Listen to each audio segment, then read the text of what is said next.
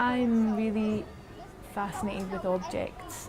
I think that objects tell a certain part of history that maybe written history doesn't tell, and the people that make objects can be people from all walks of life and all levels of society. The day-to-day, everyday objects that are just common objects, they reveal so much about our societies and the things that are important to us and what has value and what doesn't.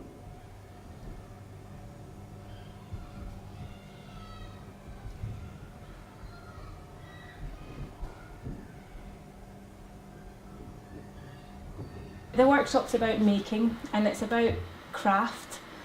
I made a short film to bring into these workshops, so it's been made specifically for you guys, and it's a film that documents craftspeople along the Victoria line.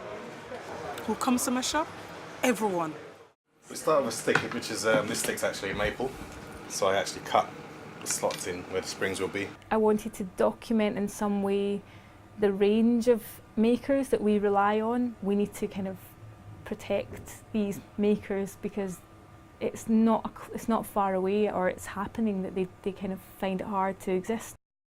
So I'm going to tell you a little story about a future world. So in this world, everybody's got robots, and everybody's robot can make objects. So these robots are 3D printers.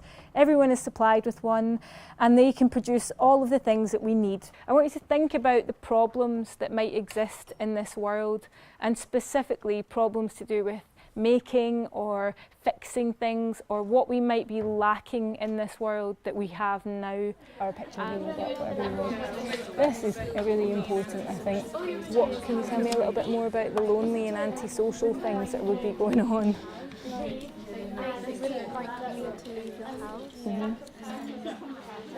I think the process of thinking and making in your own little space without somebody telling you what it should look like, or without sketching it first so that you've got to match this perfect diagram, is a really playful way of making, and it seems to bring about things that maybe wouldn't arise if you did a drawing first, or if you planned what you were going to use.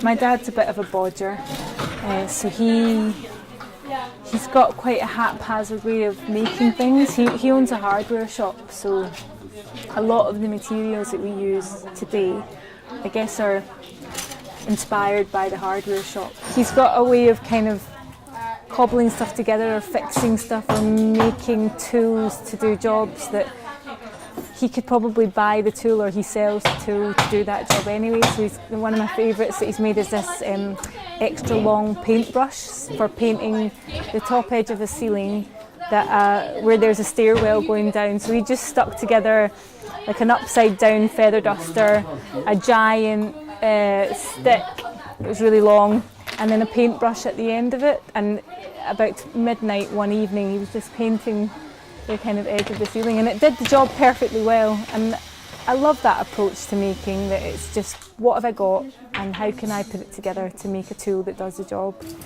What was it for?